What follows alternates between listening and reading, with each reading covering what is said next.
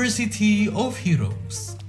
Dikenal akan karakter positif dan mental yang kuat, alumni Institut Teknologi 10 November kian memberi kontribusi nyata dan kreativitas yang tinggi di bidang industri, pengembangan nasional, riset, teknik, maritim, hingga di bidang sosial. Institut Teknologi 10 November juga kerap menanamkan nilai kepahlawanan dalam mencetak lulusan anak bangsa terbaik dengan etos kerja tinggi, loyal, sederhana, dan bertanggung jawab dalam pengabdian di bidang yang digeluti. Melalui Viva Talks, mari kita mengenal lebih dalam akan resilience vibes dari para pahlawan kita, because we are the humble professionals.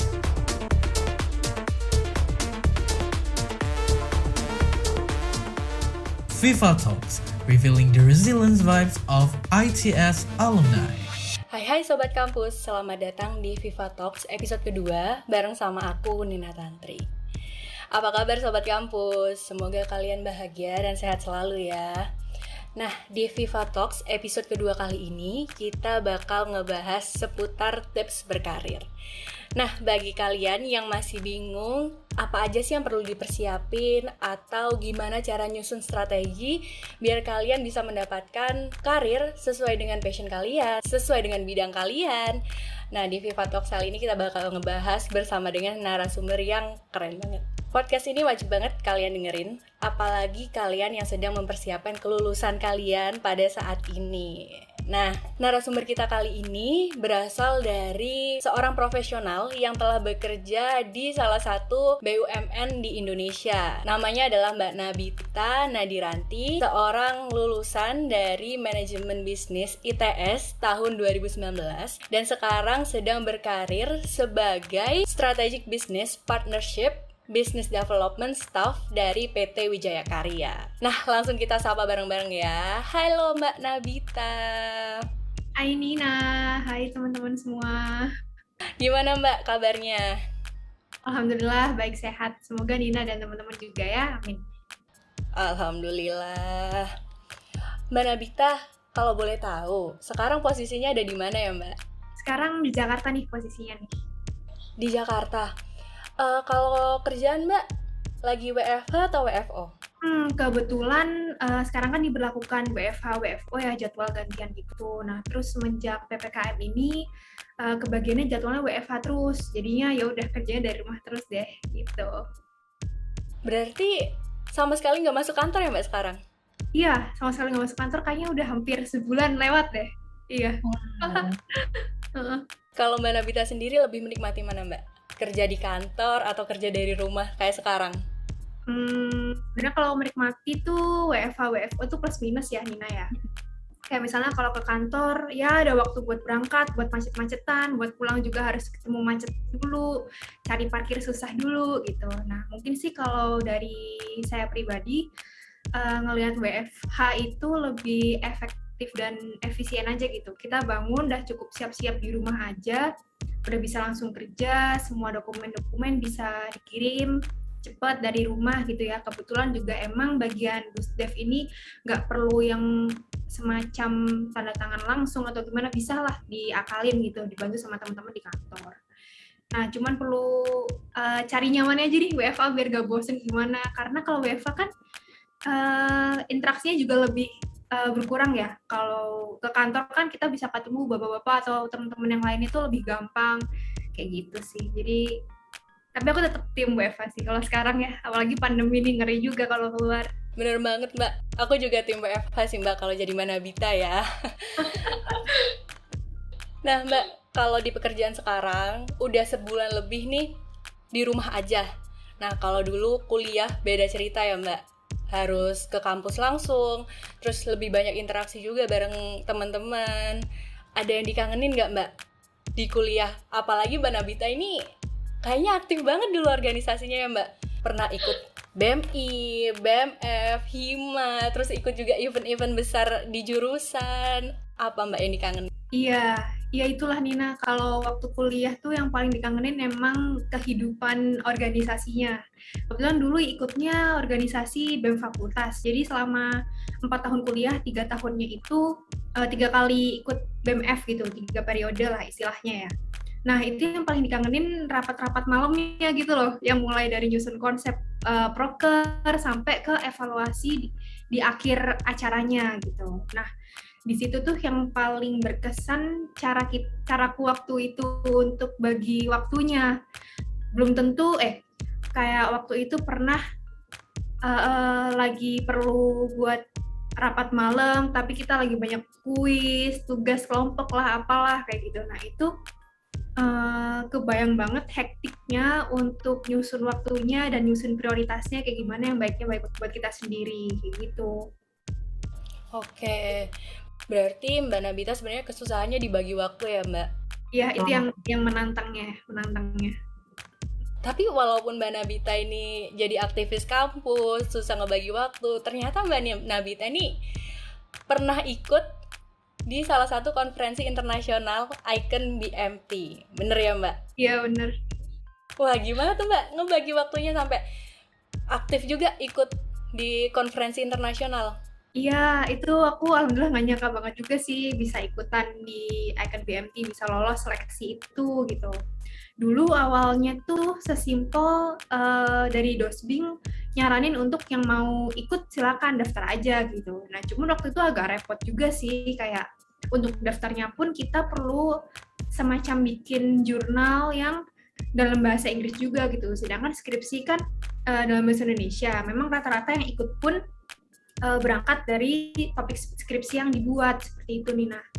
Nah dari situ di saat teman-teman lainnya yang ada yang nggak minat untuk ikutan juga ya udah mereka udah selesai gitu tanggungannya. Nah sedangkan aku dan teman-teman lain yang alhamdulillah ikutan Icon BMT ini masih perlu bersusah payah untuk merapikan jurnal kayak gimana, bikin jurnal kayak gimana, bikin materi presentasi yang menarik kayak gimana gitu. Belum lagi waktu hari hanya tuh waktu presentasinya aku pikir kan kayak ini tinggal presentasi aja nih pakai bahasa Inggris. Ternyata waktu hari hanya ada tanya jawabnya gitu dan ternyata tanya jawabnya itu aktif juga gitu loh. Wah kalau kayak gini ceritanya skripsi part 2 kan gitu loh. Bener. Dan itu jadi belajar juga sih untuk presentasi di depan itu cara membawakan presentasinya tanpa hanya sekadar baca tuh gimana, untuk jawab pertanyaan dan biar bisa saling bertukar informasi itu kayak gimana. Nah itu cukup membantu juga di dunia kerja sekarang sih alhamdulillah Nina. Berarti sangat banyak manfaatnya ya Mbak buat di dunia kerja nantinya. Iya.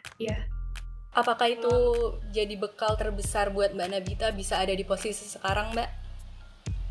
Bekal terbesar enggak yang utama atau gimana banget, dominan banget itu enggak, cuman emang cukup membuat aku untuk lebih terbiasa aja untuk presentasi di hadapan umum yang semacam stranger gitu mungkin yang kita belum pernah kenal. Nah itu gimana caranya kita bisa menghidupkan suasana, kita ngajak ngobrol biar nggak hanya sekedar kita meeting cuma buat ini, tapi kita ada hal-hal lain yang informasi yang mungkin kita nggak menduga akan ada pertukaran informasi itu gitu sih Nina. Gitu keren banget ya Mbak. Jadi pengen ikut tapi kayaknya ya saya udah telat ya Mbak. Oh udah telat ya nggak apa-apa. Terus Mbak Mbak Nabita udah dapet banyak sekali ilmu ketika mengikuti konferensi tersebut. Terus sekarang alhamdulillah banget bisa bekerja di salah satu BUMN. Nah Mbak Nabita, kalau tadi masih banyak yang harus didalami, masih harus banyak yang dipelajari.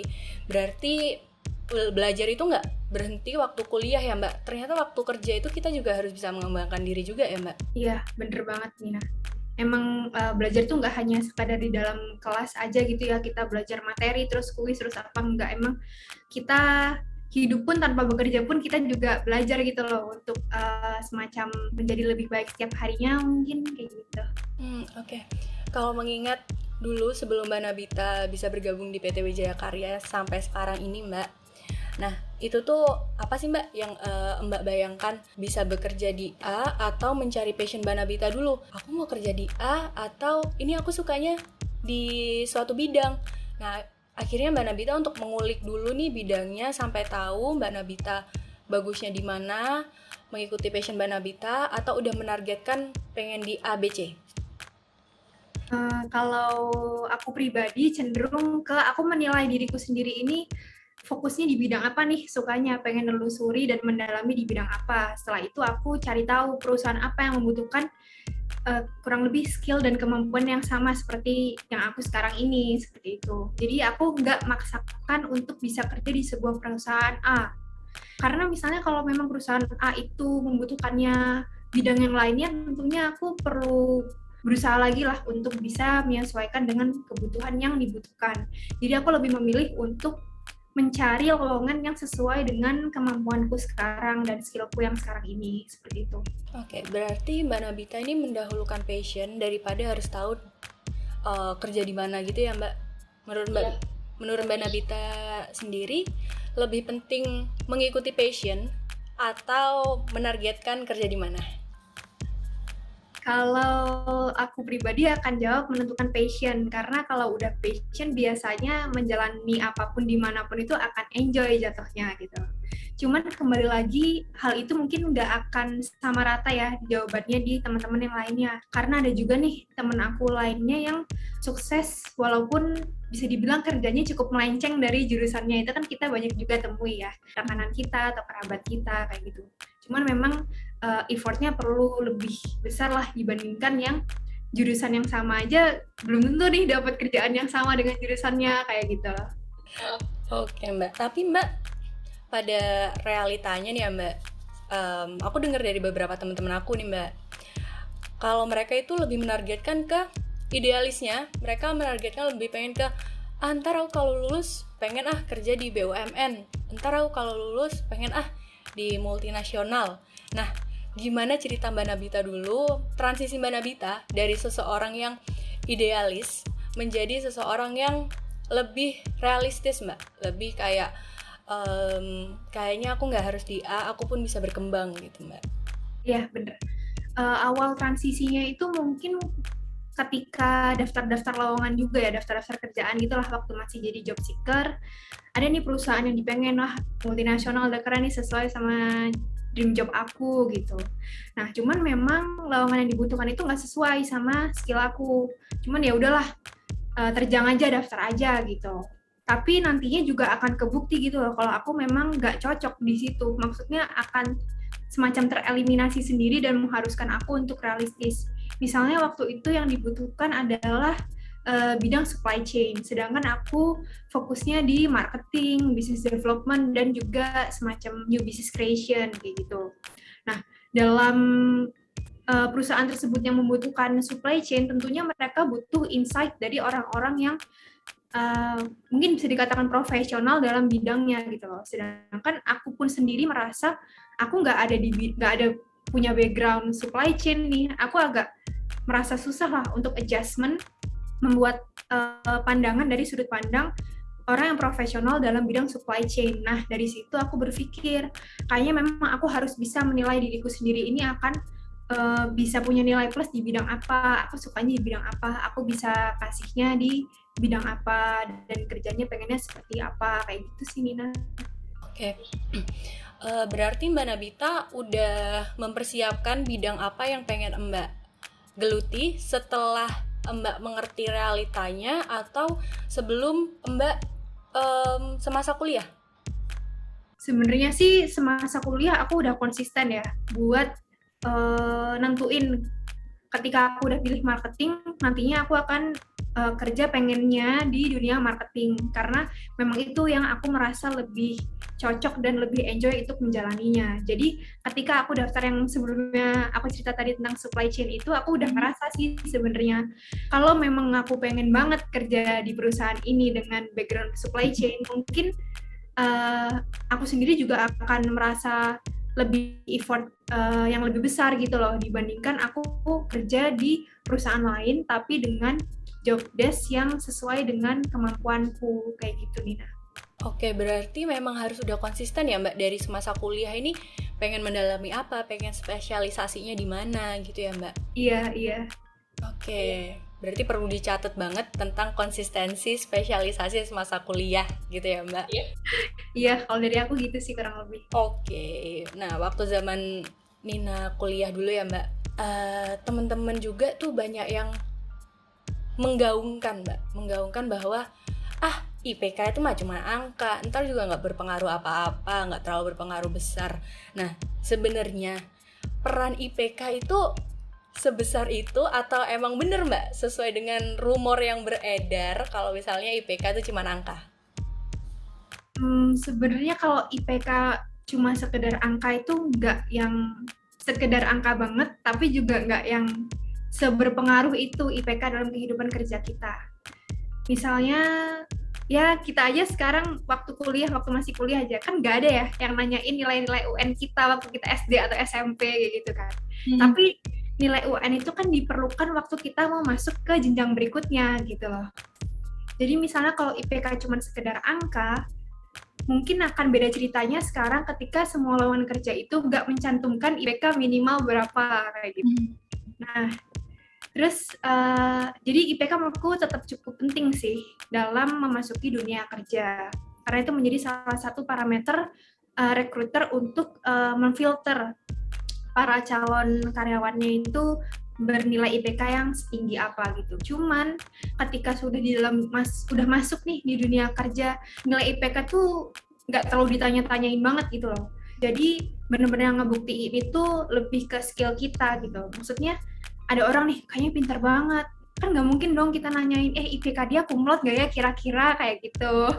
Jadi tapi gini ya, jangan nganggep IPK itu kalau gitu aku nggak usah IPK bagus-bagus sih, tapi jangan gitu juga karena kan untuk pembuktian kita ke orang tua tetap butuh IPK yang bagus ya, buat biar orang tua juga seneng gitu. Tujuan kita kuliah kan buat dapetin nilai juga, salah satu utamanya gitu loh.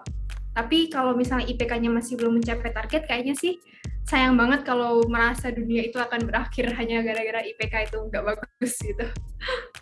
Oke, berarti sebenarnya IPK ini ya 50-50 ya Mbak, antara penting juga nggak terlalu penting, tapi kalau dianggap juga nggak penting, salah banget, karena recruiter bakal menilai kita awal ada di IPK itu gitu ya Mbak? Iya. Nah, kalau gitu berarti kita juga harus mengasah soft skill, mengasah hard skill kita juga. Bener Mbak? Bener Nina. Oke, kalau gitu Mbak, berhubungan sama soft skill, kalau tadi ngomongin IPK tuh berarti kan hard skill yang harus kita jaga. Jangan sampai IPK ini nanti sangat buruk sampai recruiter aja dari awal udah males nih lihat kita gitu ya Mbak. Nah, kalau soft skill menurut Mbak Nabita, soft skill ini yang berhubungan sama social skill kita gitu kan ya Mbak. Mitos atau fakta, semakin banyak organisasi yang kita ikuti, semakin mudah kita mendapatkan kesempatan untuk bekerja karena kita memiliki social skill yang tinggi, soft skill yang tinggi gitu. Bener nggak Mbak? Kalau poin sosial, ketika kita berkehidupan sosial lancar gitu ya, kita bisa membawa diri atau semacamnya gitu ya, mungkin iya. Cuman kalau dari sisi banyak-banyakan organisasi yang diikutin gitu belum tentu ya, karena percuma kita ikutan banyak organisasi tapi kita nggak maksimal gitu loh untuk perform, atau kita cuma ikut-ikutan banyak organisasi biar buat tulis-tulisan aja gitu di CV, tapi kita sama sekali nggak aktif, bahkan kita nggak bersosialisasi, itu salah banget gitu loh.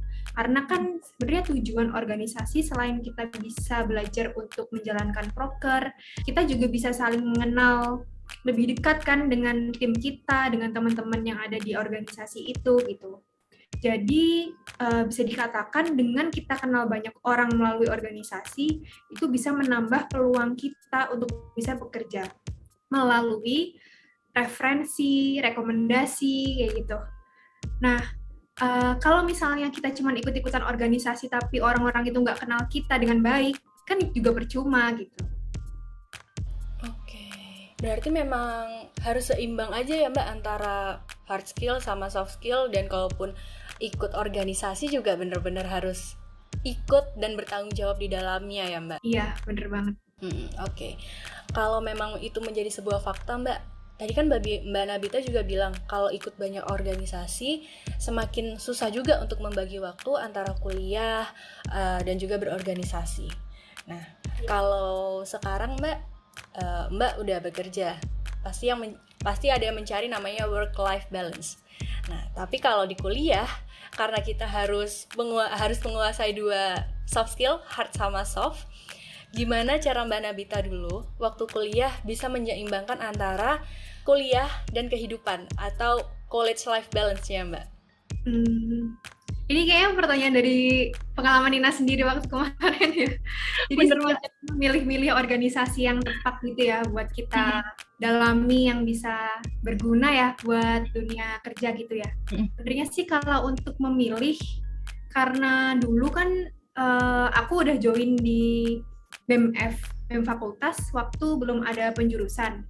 Jadi aku juga masih abu-abu nih, kira-kira aku akan masuk di penjurusan yang mana. Jadi aku juga karena bukan tipikal orang yang punya hobi spesifik, jadi aku join aja di BEM fakultas. Nah, itu udah mencakup banyak hal sih di situ. Jadi mungkin bisa dikatakan himpunan, BEM fakultas maupun BEM institut tuh dia bisa ngajarin hal-hal yang berbau general. Misalnya kalau kita udah tahu nih kita hobinya fotografi dan kita mau mendalami di situ, mungkin kita bisa juga join di UKM fotografi gitu kan. Cuman karena aku nggak ada spesifik di hal-hal kayak gitu, jadi aku dalamin aja di kemampuan berorganisasiku. Karena dari situ pun udah cukup sih ya menurutku. Maksudnya aku nggak perlu insecure gitu loh, aku nggak punya hobi spesifik kayak fotografi kayak, atau misalnya kayak ITS TV ini aku nggak ada ilmu untuk broadcasting gitu kan. Tapi melalui organisasi BEM FTI itu, BEM fakultas kemarin itu, kita tuh udah cukup diajarin untuk bekerja sama dalam tim, untuk menyusun proker, untuk menjalankan proker dengan baik kayak gimana, untuk menjaga semangat kayak gimana, untuk menyeimbangkan kehidupan perkuliahan dengan kehidupan lainnya. Tentunya kita harus bisa menentukan prioritas sih antara kehidupan untuk akademik dan non-akademik ya, lebih tepat. Kayak gitu. Jadi harus tahu batasan dan kita harus bisa pinter-pinter milih kira-kira dengan kehektikan kuliah yang lagi banyak kuis dan banyak tugas kelompok ini, tapi dibarengi sama lagi ada rapat untuk jalankan proker ini, baginya kayak gimana. Nah, kayak gitu tuh yang penting banget buat di dunia kerja nantinya. Oke, Mbak Nabita dulu sempat nulis kayak to-do list nggak Mbak? Untuk hari ini aku harus ngerjain apa-apa aja ya. Terus kayaknya ini aku nggak bisa maksimal nih untuk rapat ini. Kayaknya aku cancel aja. Aku ganti dengan mengerjakan tugas atau gimana gitu Mbak? Iya, bener banget. Aku emang tipe anaknya itu punya semacam task manager gitu. Ada kayak bisa di aplikasi-aplikasi HP gitu kan. Jadi kelihatan nih jadwalnya, kalau dalam seminggu kira-kira jadwal kelasnya kayak gimana. Terus selain jadwal kelas kan kebetulan aku juga ada jadwal les bahasa Inggris di luar. Nah itu kan nambah semacam kegiatan juga ya di hari itu. Nah dengan begitu aku jadi tahu nih kira-kira dalam seminggu di hari apa aku akan sibuk dan di hari apa kira-kira aku akan lebih longgar. Nah ketika aku berada di hari yang longgar, aku lebih bisa meluangkan waktuku untuk berorganisasi maupun aku belajar sendiri untuk nyiapin akademiku di kuliah kayak gitu. Itu sih.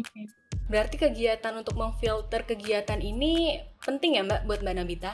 Iya, penting banget, dan itu juga berlaku juga sih di dunia kerja. Tiba-tiba kalau misalnya lagi kerja nih, udah nyiapin hari ini mau to-do list-nya ngapain aja ya, dan itu tuh sangat rentan banget kita dapat semacam tugas dadakan yang harus diselesaikan saat itu juga, kayak gitu sih. Oke, berhubungan sama memfilter kegiatan ya Mbak. Kegiatan seperti apa sih Mbak yang Sobat Kampus ini harus ikuti agar bisa mengasah skill mereka dan bisa memboosting karir mereka nantinya? Karena kalau misalnya kita lihat ya Mbak, banyak sekali pelamar yang ikut, terus banyak sekali juga skill-skill di luar sana yang lebih baik daripada kita. Nah, itu apakah ada saran dari Mbak Nabita kegiatan yang harus kita ikuti biar terlihat keren daripada yang lain, terlihat stand out di antara pelamar yang lain, Mbak? Sebenarnya kalau saran dari aku pribadi, mungkin untuk ikut organisasi apa yang lebih sesuai itu kembali ke pribadinya masing-masing ya. Cuman nanti di dunia kerja itu lebih ke kita pertanggungjawabannya atas organisasi yang kita ikutin tuh kayak gimana gitu. Jadi biasanya kalau waktu lagi interview nih, terus nanyain tentang organisasi kemarin ikutin apa, kayak gitu. Nah, itu mau apapun tuh bebas, asalkan kita punya hal yang bisa diceritain, hal yang bisa di-share, hal positif apa yang bisa jadi poin plus buat kita, pembelajaran kita seperti apa, kayak gitu. Jadi nggak ada organisasi yang, yang ini nggak berguna, yang ini berguna. Nggak ada sih yang kayak gitu. Itu lebih kembali ke pribadi kita masing-masing. Jadi kembali lagi kalau untuk organisasi, kita harus lebih paham kita mau ngapain di organisasi itu dan kita mau membawa cerita apa dari organisasi itu. Kayak gitu. Berarti mencari pengalaman ya Mbak di dalamnya, jangan cuman pasif, nggak ngapa-ngapain gitu ya Mbak. Bener banget. Nah, idealnya Mbak, sejak kapan sih kita harus mempersiapkan kemampuan itu, terus mempersiapkan sesuatu yang bisa kita bawa nantinya yang bisa menarik interviewer atau menarik recruiter untuk merekrut kita menjadi karyawannya? Harusnya sih sedini mungkin waktu kita kuliah ya, cuman kalau misalnya awal-awal kuliah nih kita kadang-kadang masih ngerasa clueless banget gitu kan, aduh ini ntar kerjanya kira-kira aku kerja ngapain ya, kayak gitu kan kadang-kadang ada orang yang masih belum punya bayangan gitu ya. Itu nggak masalah sih selama nanti kalau misalnya udah pilih penjurusan atau konsentrasi, harapannya kita udah bisa konsisten nih di situ, biar nggak sayang aja gitu loh yang diikutin, itu sih. Oke, balik lagi tadi ya Mbak ke konsistenan, kita akan mengambil spesialisasi apa? Iya. Oke, lalu Mbak masuk ke sebuah perusahaan, itu pastinya ada banyak sekali tes, bahkan ada yang sampai 4-5 kali tahapan gitu ya Mbak. Nah, salah satunya yang terberat adalah interview. Gimana sih Mbak cara kita meyakinkan interviewer dan menunjukkan potensi kita sebenarnya, terus menunjukkan impresi kita yang terbaik kepada interviewer bahwa sekali lihat nih, wah nih anak oke, gitu Mbak. Kalau untuk meyakinkan, pertama kita harus pede ya, tapi tetap merendah, bukan yang kita tetap harus rendah hati. Jadi kita percaya diri tapi tetap rendah hati, bukan yang over confident kayak aku bisa semuanya gitu. Kan kita juga nantinya juga ya pasti kita ada bikin salah lah waktu awal-awal jadi pegawai baru kayak gitu kan. Di sisi lain kita juga bisa membawa diri. Jadi misalnya lagi ditanyain nih sama rekruternya, jangan hanya sekadar baca dari isian yang ada di CV gitu loh.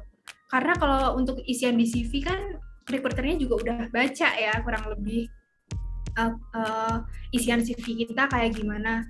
Jadi kalau dari tips-tips yang aku dapetin dan aku praktekkan juga, waktu ditanya oleh recruiter, kita cerita aja gitu, sharing, kita ngapain aja dari organisasi itu, yang nggak ada di CV, karena tujuan recruiter itu nanya untuk bisa lebih tahu kita lebih dalam dan untuk mengetahui karakter kita, kira-kira karakter orang ini nih cocok nggak untuk di perusahaan kita. Jadi selain kita harus percaya diri, kita menceritakan hal apa aja secara lugas dan tegas gitu ya, kita juga menunjukkan kalau kita ini mau belajar, kita ini semangat, kita ini punya aura yang positif dan mau belajar gitu loh untuk perusahaan, mau memberikan yang terbaik kayak gitu. Oke, nah tadi sempat disinggung sama Mbak Nabita tentang CV. Nah, apakah isi CV itu memang benar harus menggambarkan kita semuanya, atau di sana itu hanya cuplikan sedikit-sedikit yang nantinya lebih banyaknya akan kita ceritakan waktu interview? Baiknya sih emang cuplikan-cuplikan ya, kayak semacam bullet points gitu. Jadi itu bisa memancing rekruter untuk nanya kita. Jadi kita juga punya bahan untuk mengisi waktu di sesi interview itu. Kita bisa cerita poin-poin yang kita tulis di dalam CV gitu. Oke Mbak. Nah, waktu interview ini selain cara kita menceritakan bagaimana pengalaman yang udah kita lalui gitu, yang paling penting juga tentang penampilan ya Mbak. Penampilan, pembawaan. Nah, Mbak Nabita ada tips khusus nggak Mbak? Agar kita pembawaan kita tuh terlihat seperti, wah kita nyaman nih untuk berdiskusi, kita nyaman untuk berbicara gitu. Iya, kalau untuk tips penampilan saat interview, pertama yang jelas kita harus rapih ya, dan menggunakan pakaian yang nyaman. Jangan sampai kita asal beli aja pakaian yang rapi, tapi sebenarnya kita nggak cocok tuh sama material bahannya. Mungkin material bahannya nggak nyerap keringat atau gimana yang bikin kita gegerahan sendiri gitu kan, bisa bikin pikiran kita jadi buyar gitu loh waktu kita lagi jalanin sesi itu gitu. Terus untuk pembawaan sendiri sebenarnya kalau kita udah cukup menjadi diri kita sendiri itu udah tercerminkan sih dengan sikap keseharian kita gitu. Maksudnya kalau misalnya kita jarang bersosialisasi atau kita jarang berkomunikasi sama orang-orang lain, itu akan tercerminkan, oh kalau orang ini kayaknya kaku nih gitu. Nah, tapi kalau kita emang udah terbiasa untuk membuka komunikasi, membuka diskusi, ngobrol, itu pasti akan tercerminkan dengan sendirinya kalau orang ini nih kayak gimana, kayak gitu. Oke Mbak, nah ini pertanyaan terakhir Mbak dari sesi kita ini. Menurut Mbak Nabita, gimana sih menentukan kita sedang berada di suatu ekosistem pekerjaan yang sehat? Oh, oke. Untuk kategori ekosistem kantor yang sehat, perusahaan yang sehat ya, lingkungan kerja yang sehat, itu aku pernah dapat informasi dari teman gitu ya, dan ini berlaku juga sih di aku, bisa dijadikan masukan lah buat cerita ke teman-teman lain, bahwa sebenarnya ada 3 poin utama. Jadi yang pertama itu tentang teman. Jadi kita akan merasa nyaman kalau kita juga bisa bergaul dengan baik dong dengan teman-teman yang ada di kantor. Entah mulai dengan cara bergaulnya atau bercandaannya gitu. Seenggaknya ada lah, nggak usah perlu banyak-banyak. Seenggaknya ada beberapa teman yang bisa kita jadiin untuk berkeluh kesah atau sharing-sharing tanpa sungkan kayak gitu. Nah, yang kedua itu adalah atasan.